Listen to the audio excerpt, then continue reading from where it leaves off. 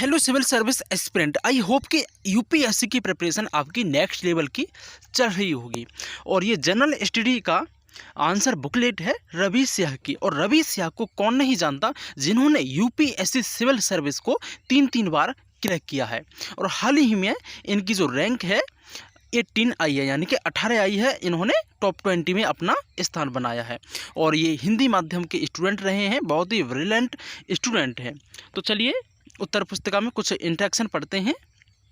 उत्तर पुस्तिका में सूचनाएं भरना आवश्यक है, नाम, प्रश्न पत्र कोड, विद्यार्थी क्रमांक आदि। अब इसमें टोटल 20 क्वेश्चन दिए गए होंगे और टोटल ही क्वेश्चन आपको करने हैं, यानी कि सभी प्रश्न अनिवार्य हैं। पहले 10 क्वेश्चन आपको 10-10 नंबर के मिलेंगे, यानी कि 150 वर्डों में लिखना है। बाकी के 10 क्वेश्चन आपको यानी 11 से 20 तक 15-15 नंबर के मिलेंगे, जो आपको 250 वर्ड्स में लिखना है।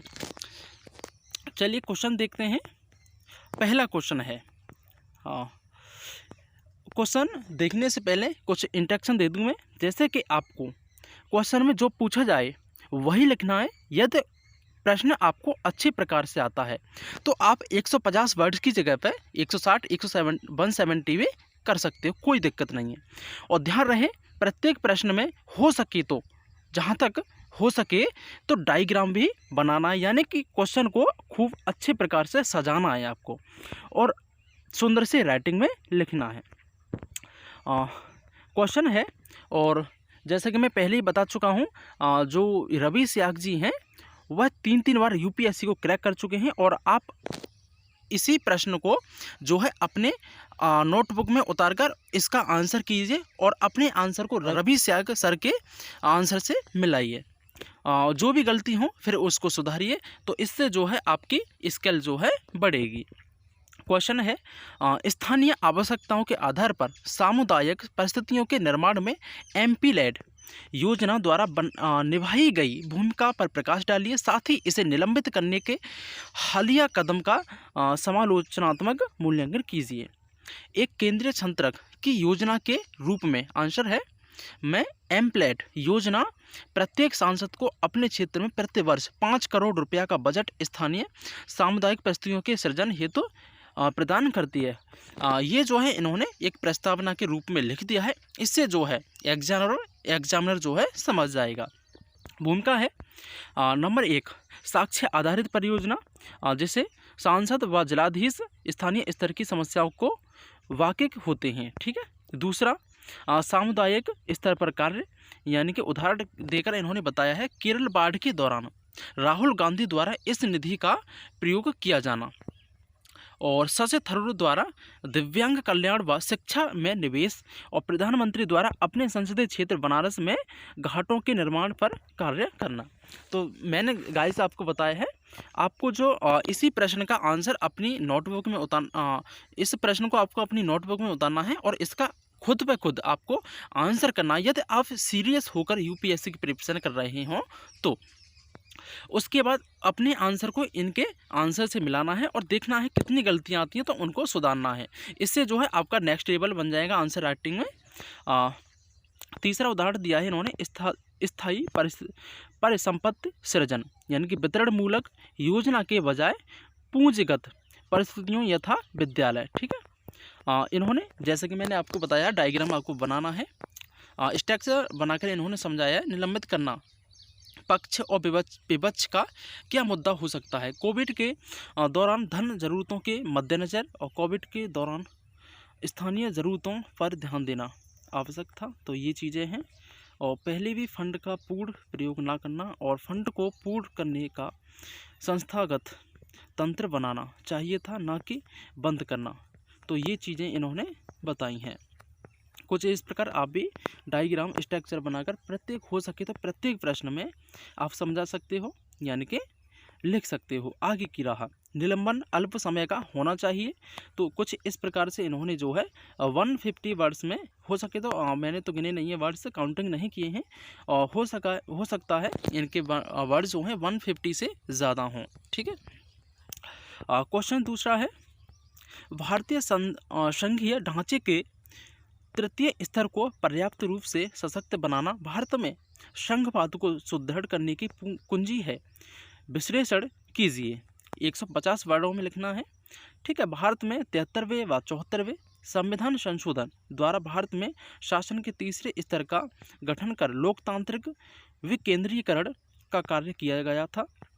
ठीक है, इन्होंने जो है ये प्रस्तावना दे दी है, इससे एग्जामिनर समझ जाएगा। तृतीय स्तर व संघवाद तर्क, ये देख सकते हो कुछ इस प्रकार सर ने जो है अपना आंसर प्रस्तुत किया है। ठीक है गाइस, किस प्रकार बनाया जाए, अब इन्होंने अपनी राय लिखी है। ठीक है, राज्यों से अंतर्राज्यीय परिषद आदि में विचार विमर्श करना। ठीक है, नीति आयोग में पंचायत प्रतिनिधि नियंत्रण करना, ये है, और राज्य सरकार। ठीक है, ये, और इन्होंने जो है संघ का जो है एक डायग्राम बनाकर समझा दिया है। इससे जो है कि एग्जामिनर को जो है डायग्राम देखकर ही समझ जाता है, और इससे आपके जो नंबर हैं बढ़ने के चांसेस रहते हैं बहुत ज़्यादा, 99%। भारत में वाक्य एवं अभिव्यक्त की स्वतंत्रता को सुरक्षित रखने और उसे बनाए रखने के लिए मुक्त वाक को कम करने वाले औपनिवेशिक कानूनों में पर्याप्त रूप से सुधार करना अनिवार्य है। चर्चा कीजिए, ये तीसरा प्रश्न है, और आपको अपनी नोटबुक में ज़रूर उतारना है और इसका आंसर करना है। यदि आप सीरियस होकर आप प्रिपरेशन कर रहे हैं यूपीएससी की, भारतीय संविधान के अनुच्छेद 19 फर्स्ट के तहत मूल अधिकार के रूप में वाक एवं अभिव्यक्त की स्वतंत्रता का अधिकार समाहित है। ठीक है, और इन्होंने जो है खंड करके ये समझाया है इस स्वतंत्रता के आयाम और रोकने वाले कानून। ठीक है, ये कुछ इस प्रकार स्ट्रक्चर बना दिया है सर ने।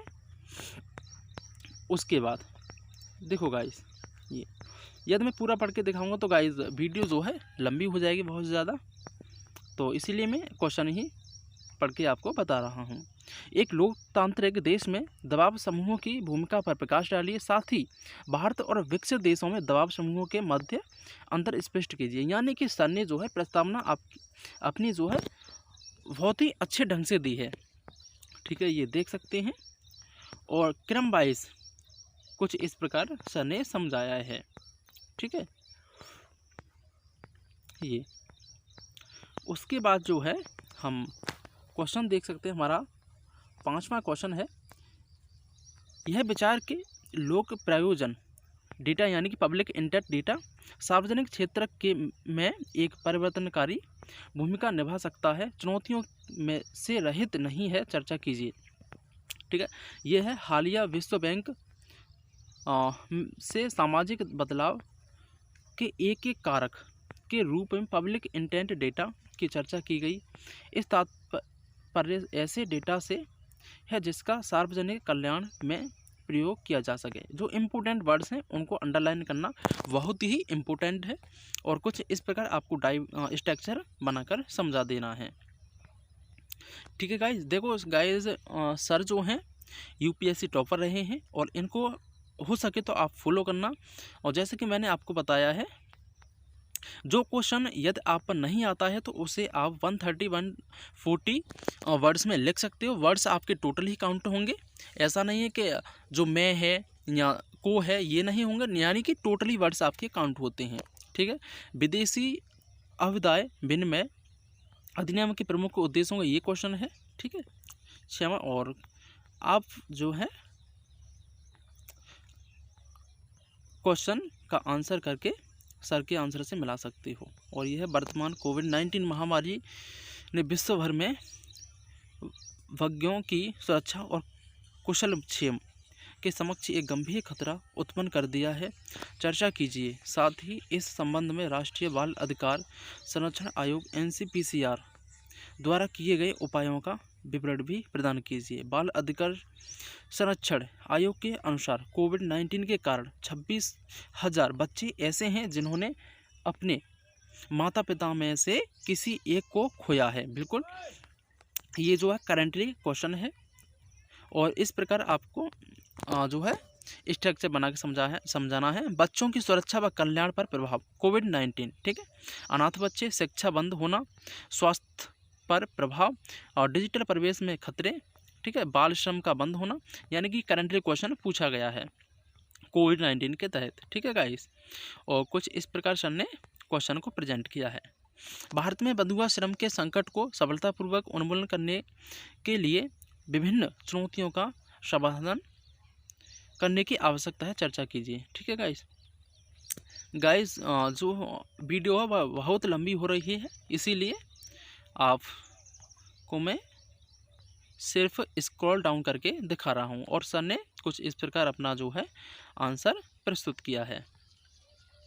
और म्यांमार में हाल ही में हुए सैन्य तख्ता पलट की पृष्ठभूमि में चर्चा कीजिए कि क्यों एक स्थिर म्यांमार भारत के लिए महत्वपूर्ण है। देखो गाइस, सर ने जो है इसमें जो भारत का डायग्राम है यानी कि नक्शा है वो बनाकर समझाया है भारत और म्यांमार का। ठीक है गाइस, तो डायग्राम बनाना बहुत ही इम्पोर्टेंट है, ये देख सकते हो। हाल ही में ये करंटली क्वेश्चन पूछा गया है ये।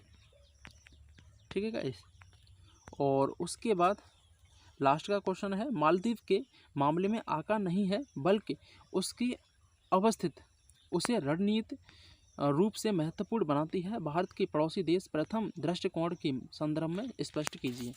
देखो गाइस, यदि आप डायग्राम बनाओगे तो हो सकता नहीं होगा, आपके जो नंबर हैं 99% बढ़ेंगे। मालदीव एक द्वितीय देश है जो भारत के दक्षिणी छोर पर है। ठीक है, ये क्वेश्चन 11 है आपका, 250 वर्डों में लिखना है और जो पूछा जाए आपको आंसर में वही लिखना है। फालतू में हवा में तीर नहीं मारना है जिससे हो सके आपके नंबर कट जाते हैं। यदि आप हवा में तीर मारते हो ये हुआ वो हुआ, नहीं, जो पूछा जाए सिर्फ वही लिखना है, फालतू की रामायण नहीं लिखनी है। ऐसा नहीं है कि आप 250 वर्ड्सों में ही लिखें, नहीं, 240 में भी लिख सकते हैं। ये तो क्वेश्चन आता है आपका वर्ड्स इनफ है तो 260 में भी लिख सकते हैं, 70 में भी लिख सकते हैं। ठीक है, जब कार्यकारी नीतियों द्वारा नागरिकों के संवैधानिक अधिकारों का उल्लंघन हो तब न्यायपालिका को मूक दर्शक नहीं बने रहना चाहिए, साथ ही इसे कार्यपालिका की भूमिका भी ग्रहण नहीं करनी चाहिए अथवा नीतिगत निर्धारण जारी नहीं करना चाहिए। क्या आप सहमत हैं? उचित तर्कों के साथ अपने रूह का औचित्य सिद्ध कीजिए। भारत के संविधान ने न्यायपालिका को ये है। ठीक है गाइस, और कुछ इस प्रकार सर ने जो है अपना आंसर प्रेजेंट किया है।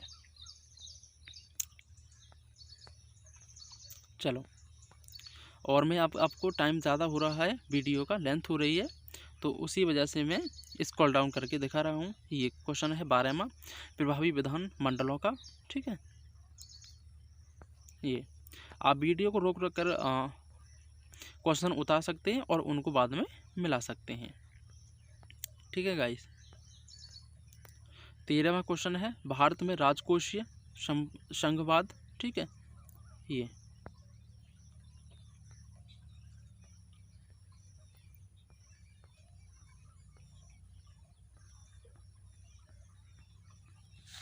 और सर ने बहुत ही नेक्स्ट लेवल पर क्वेश्चन अपना आंसर प्रेजेंट किया है।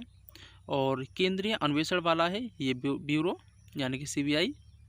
ठीक है, यहाँ पर गाइस, यदि आप टेक्स्ट बुक के जो है आंसर करते हैं तो आपको बहुत ही फ़ायदा मिलता है इससे। भारत के लिए प्रमुख बाधा 19वीं सदी के ये है, और आप टॉपर की कॉपी से आप अपने आंसर को मिलाते हो और अपनी गलतियों को सुधारते हो, तो इससे तो गाइज आपके नंबर 101% बढ़ने के चांस होते हैं। आपकी स्किल बढ़ेगी, आंसर राइटिंग में सुधार आएगा। ठीक है, आप कहाँ गलती कर रहे हैं ये सब आपको पता चलेगा।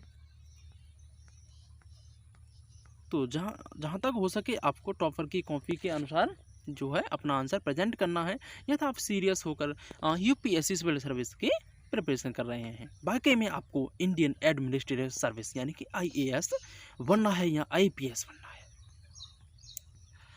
ठीक है गाइस, और ये देख सकते हो आप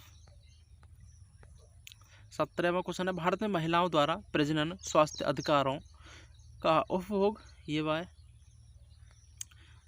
जैसा कि मैंने पहले भी बता चुका हूँ, यानी कि जो आता है वही लिखना है, फालतू की रामायण नहीं लिखनी है, ये हाई स्कूल इंटर नहीं है गाइस, यूपीएससी है, ठीक है। पर्याप्त खाद्य भंडार और खाद्य सुरक्षा, ठीक है, ये वाला है।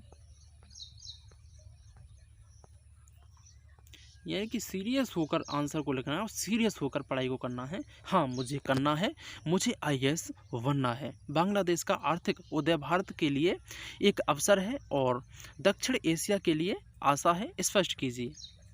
तो सर ने जहाँ पर जो है कंट्री लेवल पर क्वेश्चन पूछे गए हैं वहाँ डायग्राम बनाकर समझाया है ये, ठीक है ना गाइस।